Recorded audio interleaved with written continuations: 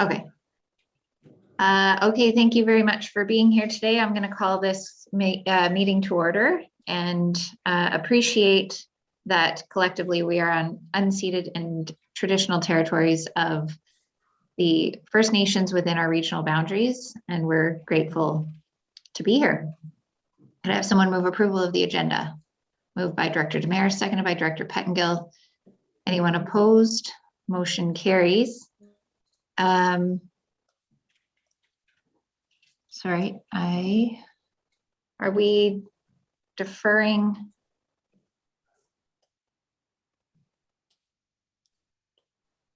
Okay, sorry. Here we are. Are we deferring the regional moment? I saw a message about that, but I'm not sure why. Okay, let's go, and we're too early for the delegation.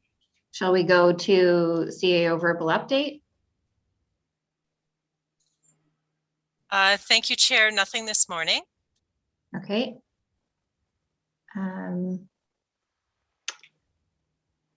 But Chair, the delegation is in the waiting room whenever you would like to proceed. Yeah, let's bring them in.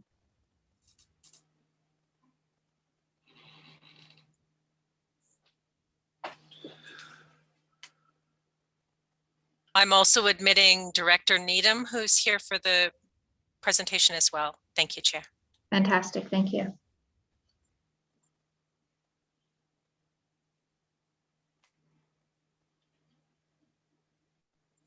Yes. I'll change this to ALC. Okay. Good morning. Director Needham, thank you for being here. Ms. Lambie, thank you for being here. We are a little bit early, but we're gonna get started if you're ready. Yes, we're ready. I also have my colleague, Michael McBurney here with me, and the boardroom will be co-presenting today. Fantastic. Yes. Thank you so much. Pleasure. We'll turn it over to you. Great. So I believe that someone will be sharing our slides for us. Thank you so much for that. Oh, excellent. Perfect. So we're just getting our notes up here. So hi, everyone. I'm going to introduce us in a moment, but just to sort of give you an overview, the purpose of this presentation today is to help explain the ALC's interpretation of new residential flexibility regulations, which will become effective December 31st, 2021. We can go to the next slide. So, hi everyone, my name is Shannon Lambie and I'm a regional planner with the Agricultural Land Commission. I've been here for 2.5 years. I work primarily in the South Coast and Vancouver Island regions, and it's my responsibility to work with local governments to encourage farming and ensure consistency with the Act and the regulations. And I have my colleague with me today, Michael. So I don't know if I can introduce you or yeah, so my colleague Michael McBurney is my fellow regional planner, and he covers the Okanagan, the interior, and the north regions of the province. And we will be co-presenting today, so we will be switching back and forth as we go through the slides. And at this point, we can move to the next slide, and Michael will take over.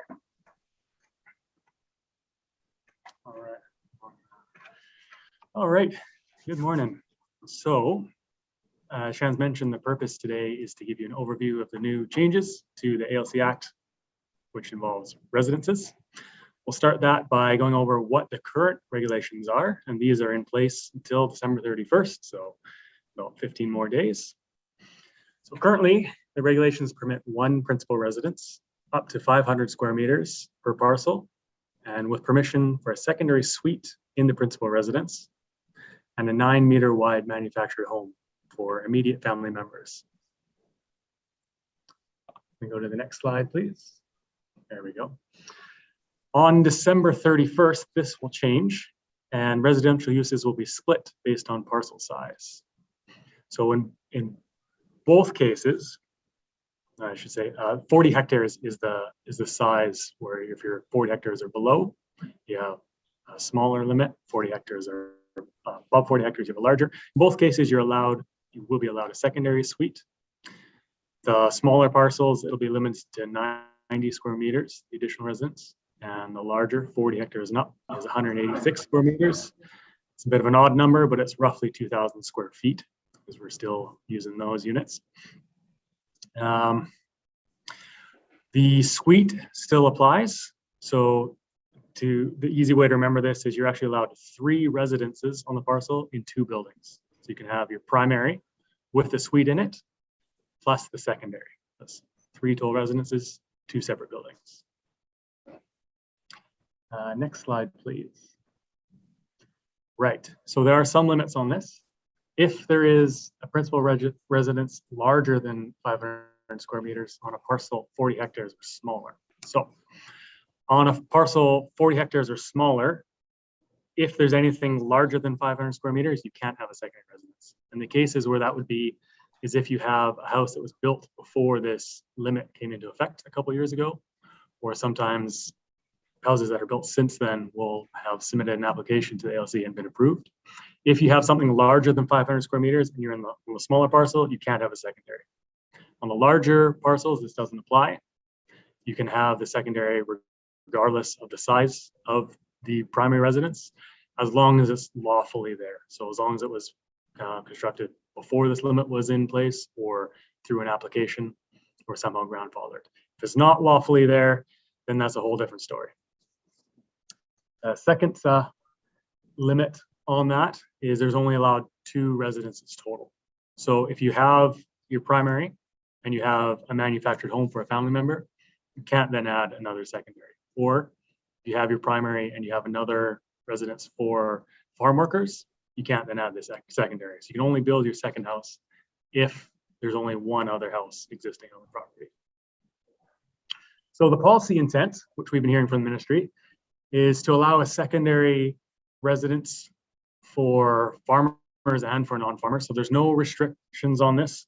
It doesn't have to be for family members. It doesn't have to be parcels that have farm classification. This applies to anybody with land in the ALR. And local governments can further regulate this. They can restrict the sizes. They can determine they don't want secondary residences. And this is key because even though the ALC permits secondary residence now, they still need to comply with what your local government zoning is. So if your zoning doesn't permit a secondary residence, even though the ALC Act is changing, it doesn't apply, not until you allow it as a local government. So there's some that we've been hearing from who already have provisions to allow this and nothing will change. There's some that don't. And when this regulation comes into play, I imagine they're going to get a lot of phone calls from people asking whether it will apply. And if your zoning bylaws don't allow it, then the answer is no, nothing changes. Covered that. So next slide, please. Some potential examples. Right, so these are, we've been speaking to local governments about what this could look like. Some examples here, the top left, you have a manufactured home. Now, the 90 square meters means that double wides will no longer fit within that. So it's a single wide manufactured home. It could be a carriage house, could be a building over top of a farm building or a garage. Now, there are some concerns about this. This isn't written into the Act. There isn't any restrictions written into the Act, but as a local government, you have the ability to put restrictions in. So what we've been talking to local governments suggesting is that if you have a house and it's built over top of a garage or a farm building, there's always a concern that sometime in the future, maybe it expands beyond the 90 square meters into the building. So a couple of things that you may want to think about is limiting the access between, if you don't have any interior doors between the farm building and the residence that's attached to, that makes it less likely. And also if the farm building itself has large doors, access for farm equipment, that makes it less likely to be converted. If you have a farm building and it has a small entry door, makes it more likely that in the future it may be converted, and then you run into problems with compliance and enforcement. So it's through design, it's helpful to address these things before they become issues. Next slide, please. Right, so this is the definition for total floor area for an additional residence. It's quite long. I'll just read it through for you because it's different than the primary residence. So definition, total floor area of the additional 90 or 186 square meter residence pursuant to this new resolution is measured to the outer surface of exterior walls, including corridors, hallways, landings, foyers, staircases, stairwells, enclosed balconies, enclosed porches or verandas. It includes basements and attached garages, unless the additional residence occupies the second story above a one-story garage or is contained within a permitted building and excludes attics, with attic meaning in unfinished space between the roof and ceiling of the top story. So that's a long-winded way of saying your secondary residence includes the garage. It includes any enclosed balconies, but not open air balconies. And it does not include attic space as long as it's unfinished. Now, the exception to that garage is if you're built above an existing garage or a farm building. I'm sure there'll be questions with that. We can maybe store them up and we'll address all your questions at the end. So next slide, please. What does this mean? I'll pass this over to Shannon. This is her area of expertise. Thank you, Michael. Okay, so what does everything that Michael just said mean? The forthcoming changes will have a number of different effects on a variety of issues, and I'm going to try and cover some of these now. So please forgive me because it's going to feel like I'm jumping around from topic to topic, but there are a lot of different things that we want to touch on. We can go to the next slide. So the first thing we're going to talk about are manufactured homes. So existing manufactured homes will no longer be limited to use only by the owner or owner's immediate family members. The manufactured home, however, must stay the same size and footprint. It's also important to note that if there was a covenant registered for the use of that manufactured home, it must still be abided by until it is discharged. And in terms of placing manufactured homes, well, all necessary authorizations must be in place prior to December 31st, 2021 for that immediate family member. We recognize that some issues could delay the actual placement of a manufactured home for an immediate family member.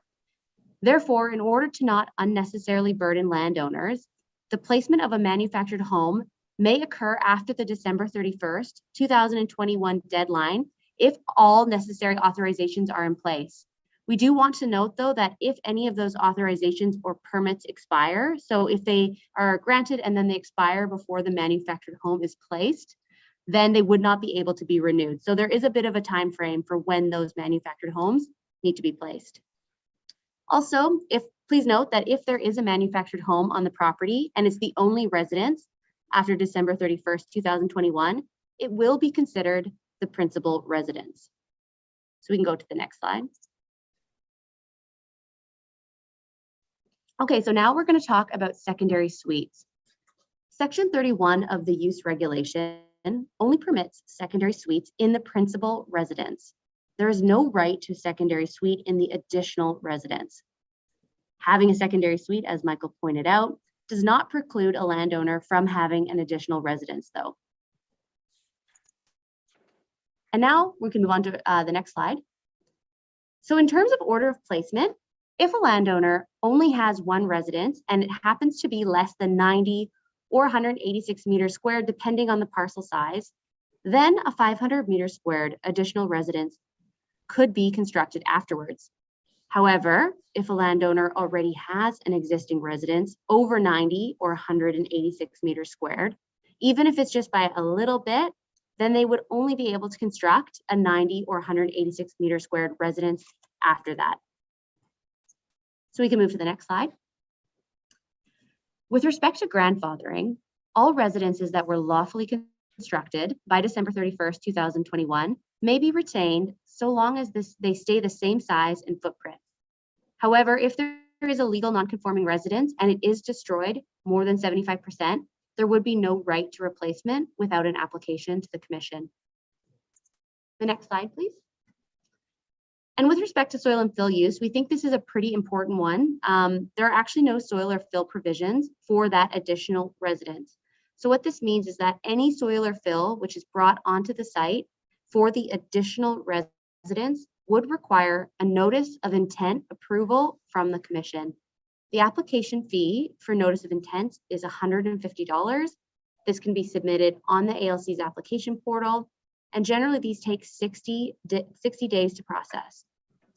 So what this means is that a local government may not authorize an additional residence which requires soil or fill unless an NOI has been submitted and approved by the Agricultural Land Commission. Go to the next slide. Okay, so we're going to switch gears a little and we're going to talk about some best practices for bylaw development. But please keep in mind that this is just our advice, so you can take or leave what we're going to say here. So on to the next slide. So first and foremost, when it comes to updating your bylaws, please use your land use planning skills and practices. Consider the impact that additional residences would have on agricultural operators in your community. It's important to think about how additional residential uses could perhaps negatively impact the preservation and valuation of farmland. As always, as Michael pointed out, local governments have the ability to regulate and or prohibit residences entirely. So you can keep that in mind as you move forward. Go to the next slide. So these drawings are just presented here to illustrate that while a decision for an additional residence on a parcel could seem to have minimal impacts on that micro scale, as you begin to scale that use up from the parcel level to the area level and then again to the regional level, you start to see how these apparent one-off uses begin to have a greater impact at a regional scale.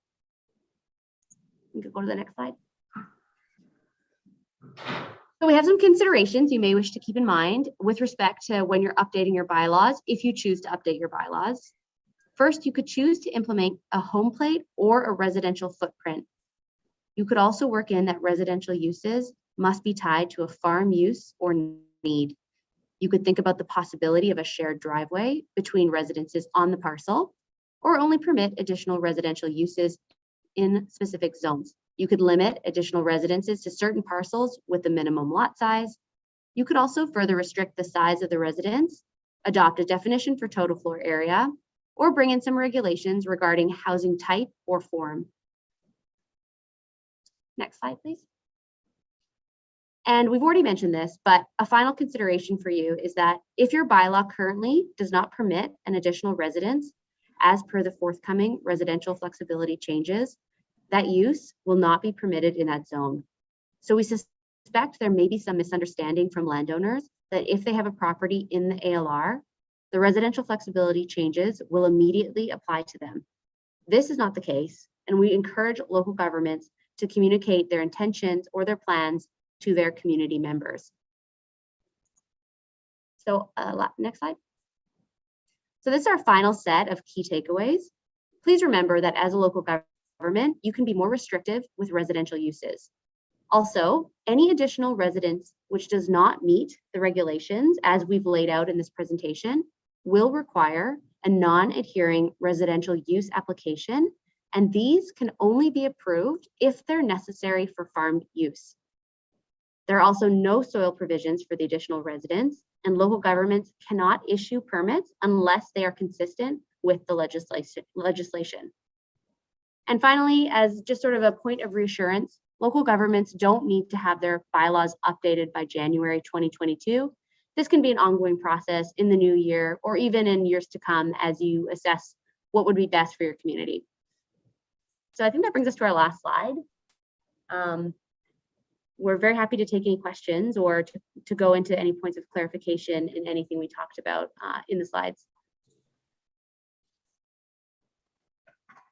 Excellent. Thank you very much for that presentation and for your engagement with local governments on this very, very important issue. Does anyone have any questions? Director Pettengill, go ahead. Yeah, thanks. We've got a couple. Just want to clarify, the presentation is very clear that we have the authority to restrict further than the regulations. Just want to confirm that the regulations are very explicit about that, and that's not just the ALC's interpretation of the regulations? I can answer that one. Yes, that's explicit in, I believe it's section 4, residential uses. So in fact, local governments can limit residential uses completely if they wish to not even permit a house in the ALR on a property. That's something you have the ability to do. So you can limit the size of the principal residence if you want. You can put a cap on that. Richmond, for example, limits principal residences to 400 meters squared, and they won't be permitting a secondary residence. But yeah, that's explicit in the legislation and the use regulation. Okay, thank you. And on the 500 square meters, which I think is 5,400 square feet, seems large. I'm just wondering if there was a particular reason why that number was chosen. If there's something I'm not aware of, why that number might make sense. Yeah, the short answer is we don't know. As you may be aware that the regulations are actually written by the Ministry of Agriculture and they're given to the ALC. The ALC is just the body that interprets them.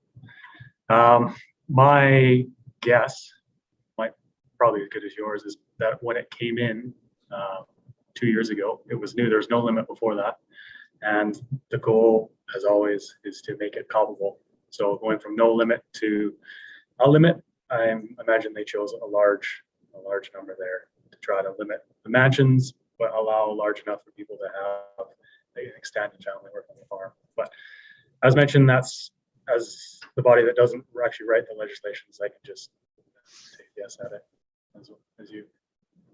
Okay, thanks. And then my last question, the secondary residence, and I'm just wondering about the interaction between sort of a dormitory for farm workers, because if only no suites are permitted, it's just one residence.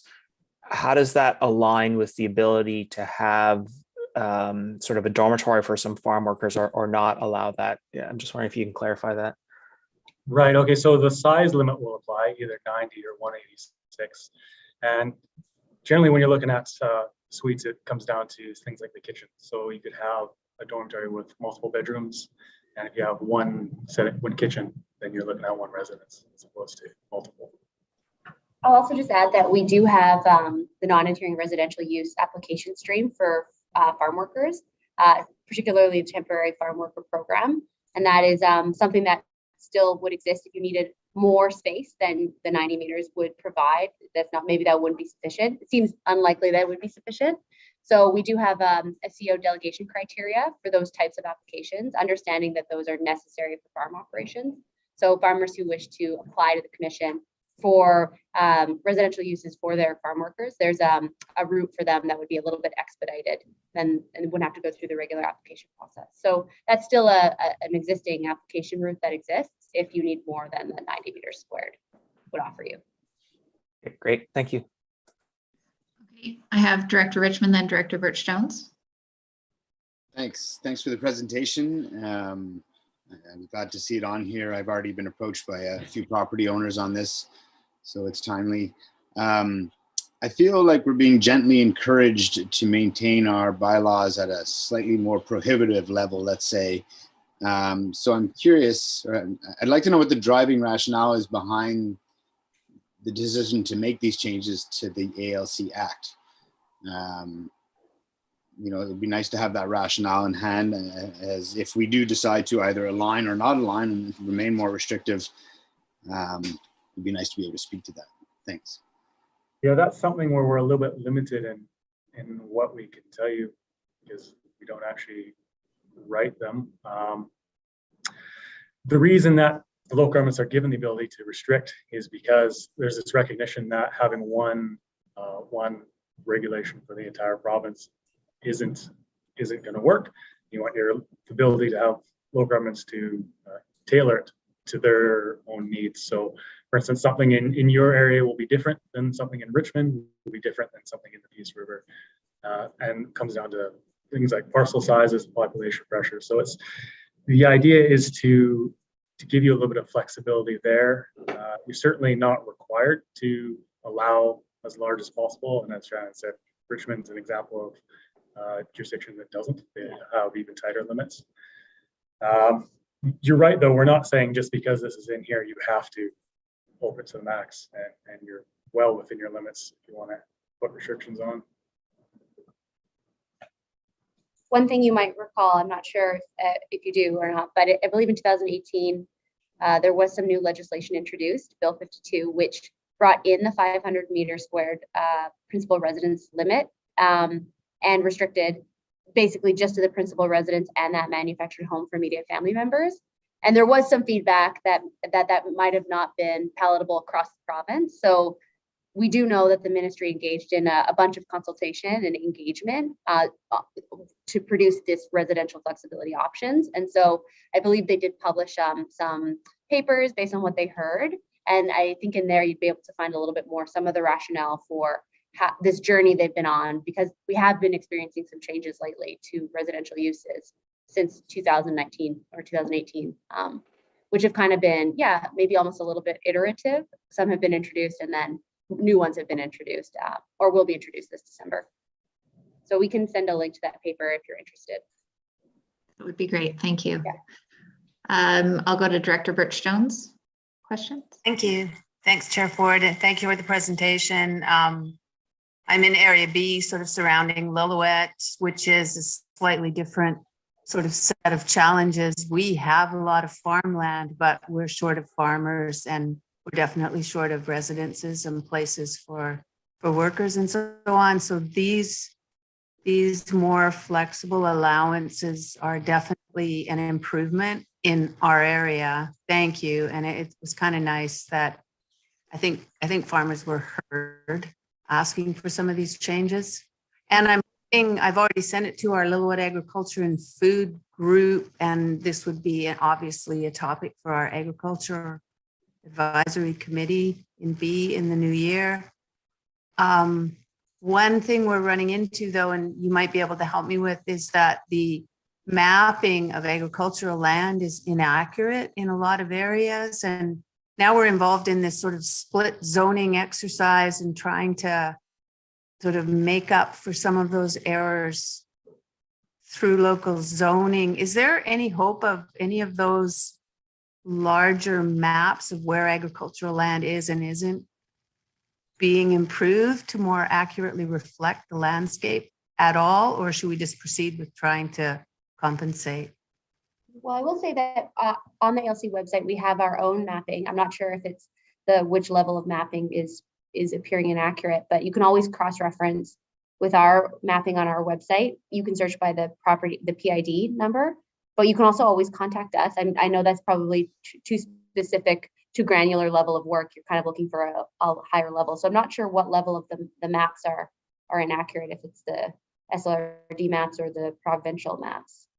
I may be misunderstanding this, but split zoning is fairly common because the ALR boundary is based on the agricultural capability, and it doesn't always follow parcel boundaries. So it's quite common to see a parcel, especially larger parcels, that will be split, where you have maybe some class 7 land and a portion of land that is arable. And the boundary will follow the boundary between the ag capability, not necessarily the parcel boundary. And if there is a split zone property, the ALC's acts and regulations only apply to the portion that's in the ALR. So in a split zone property, there's some interesting things do happen sometimes because we don't have jurisdiction on the other part of the property. So some interesting things have occurred in terms of what's permitted on those properties. Okay, thank you. And thank you for this presentation. Oh yeah, thank you for having us. Let's go to Director Herford for questions. Thank you. I was curious about the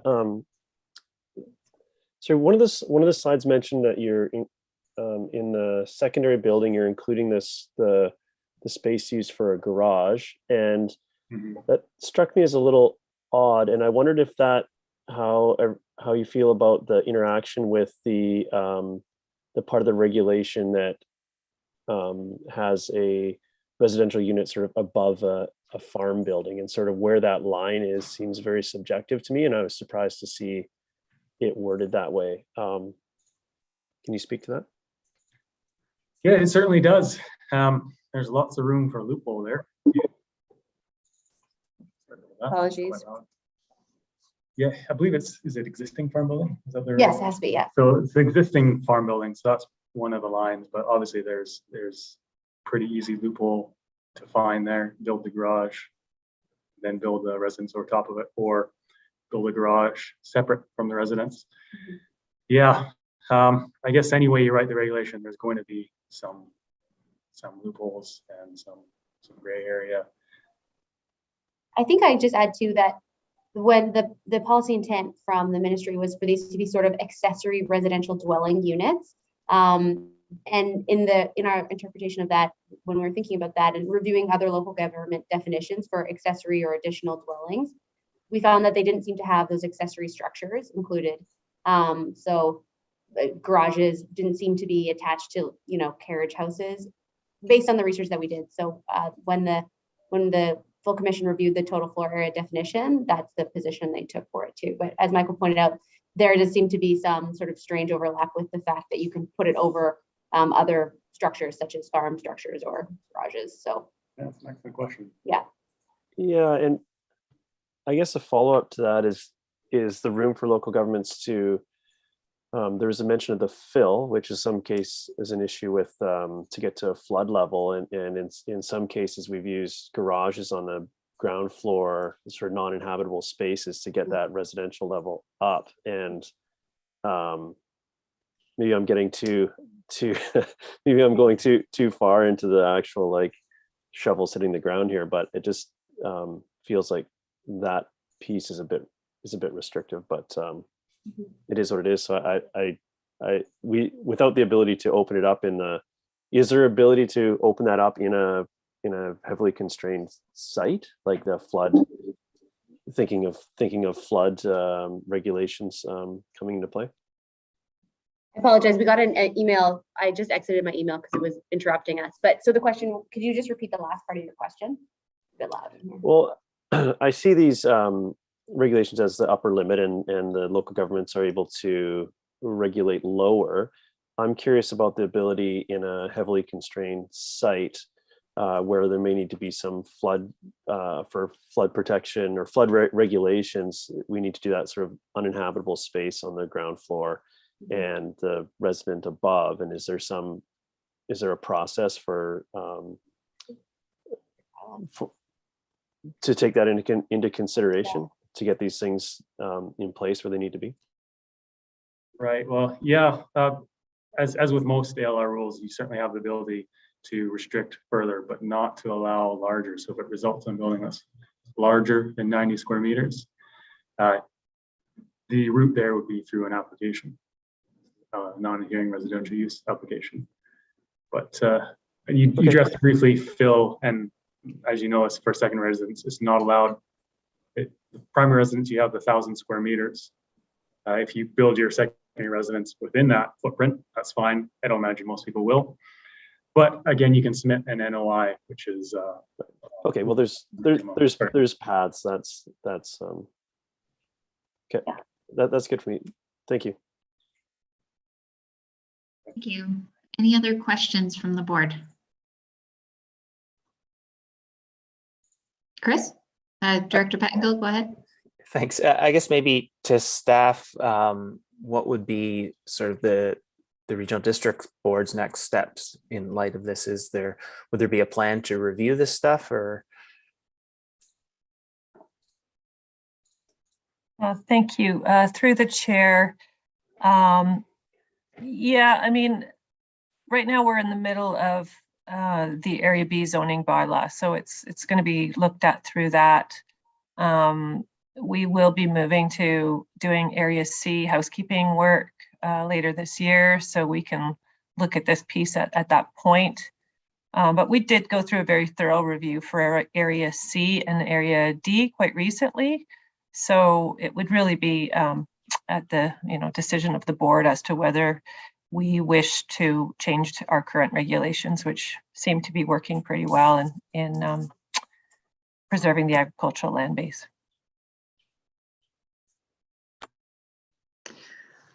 Okay, I think we've heard all the questions. If there are further questions, I'm sure we can get in touch with you in the coming months, but we are very grateful for your time today and for this presentation. And with Director Rainbow, did you have a hand? Might be on mute. You're muted, Tony. Yeah, thank you very much. If we had a situation where a person who owned a piece of land, moved a mobile home onto it, which didn't fit the regulations. Whose responsibility to sort of enforce the rules? Would we just would ALC take care of that for us, or do we have to do that? Well, it depends whose rules they're breaking. Essentially, it would be, if it doesn't meet the ALC Act, then it would be breaking the ALCR or the ALC Act. But also it would likely be bumping up against your own regulations as well, because they need to be consistent with the ALC Act. So you'd have both involved essentially. Maybe you're getting at a manpower question. Whose C&E will look into it. Certainly any compliance issues that are reported to us, our C&E will look into. And keep in mind that we have we're up to 6 officers for the provinces now, and each one of them has maybe 100 files active at any one time. So if you're looking for speed, you're not really going to get it from the ALC. It's constant triage. But that said, they will get to it eventually. Any compliance is reported to us. Yeah, and that is something we need to consider. And you know, you have people with a desk full of files that they're trying to wade through, and the same could be said for us. Mm-hmm. It's all very well to have all these regulations, but we need to pay attention to, you know, once we put them in place, effectively enforcing them. Because if people get away with things, then it just degrades the whole effort, which is to preserve farmland and encourage farming. Yeah. So I just say that, you know, that's something that maybe you need to consider and talk to your bosses about, and just keep pushing for more enforcement. And then it's obviously something that we need to pay attention to as well. Yeah. Often what we like to do is to work in tandem with the local government. So our senior officers will get in touch with bylaw, and sometimes it helps to have both angles come. As you are probably aware, it's a long process when you start getting compliance involved, but having 2 people talking to them sometimes is helpful. Thank you. Thank you. Director Herford? Actually, that summation answered my question, so I'm going to pass. Thank you. Okay, great. With that, we will thank you, and we'll see you soon. Thanks, guys. Yeah, thank you for having us. Thank you so much for the invitation. Bye. Oh, Mike, was that a new hand? It is a new hand. It's my right hand. Sorry. That's okay. Did you want to ask them a question? No, it's for you guys. Oh, okay. I don't know if Director Mack's on the call or not. He's not. Okay. Again, I've had a number of people already approach me on this, and whether or not the SLRD was going to align with these new flexibility rules in Area C.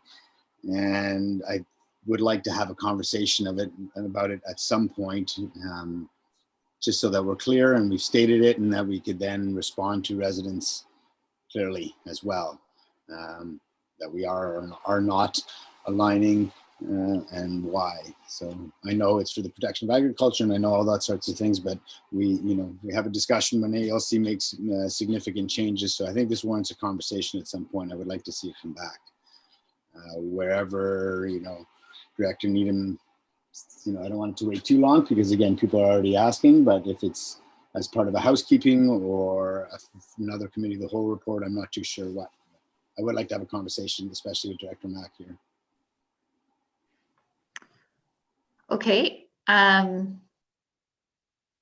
How would you like to, did you want to make a resolution that we bring this back to a future committee of the whole, or? Yeah, let's do that, and I won't be any more specific than that. So however, in whatever context it comes back, then I'd like to see it come back. With regards to the Area C zoning bylaw, at least, and if the other directors are looking the same. Thank you. Okay.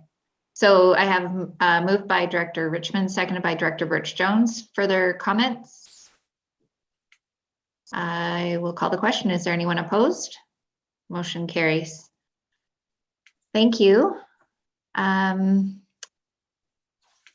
we going, back to Village of Pemberton, or are we just deferring to the next committee of the whole for a regional moment? Well, the Village of Pemberton director is a little bit lame and he's a little bit busy, so he hasn't put together anything for a regional moment this week. So we'll be deferring it to the January meeting. Got it. Okay. I'd like to actually vote. Is there a motion? Because I'll be voting against that. I'd like him to have to. Or I could just, speak off the top of my head for the next 3 minutes if Jack prefers. No, that's okay. We'll look forward to a stunning performance in January. All right. We will carry on to 6.1 Chair's verbal update. I don't have a ton to share at this point that hasn't already been discussed. I will say I was in Pemberton last week and it has never looked more beautiful. It was just stunning. The snow on the fields and the fog, and it was just unbelievable. That's our regional moment right there. Thank you very there much. It is. There it is. I think we passed on the regional moment. Come on. Okay, I will move along. No verbal update for today. Any late business for committee of the whole? Seeing none. Could I ask that someone move that we move into closed? Moved by Director Rainbow, seconded by Director Herford. Is there anyone opposed? Motion carries. We need 5 minutes to take the live stream down. So if you're at coffee, go get coffee. If you're at go get a glass of water, that's fine too.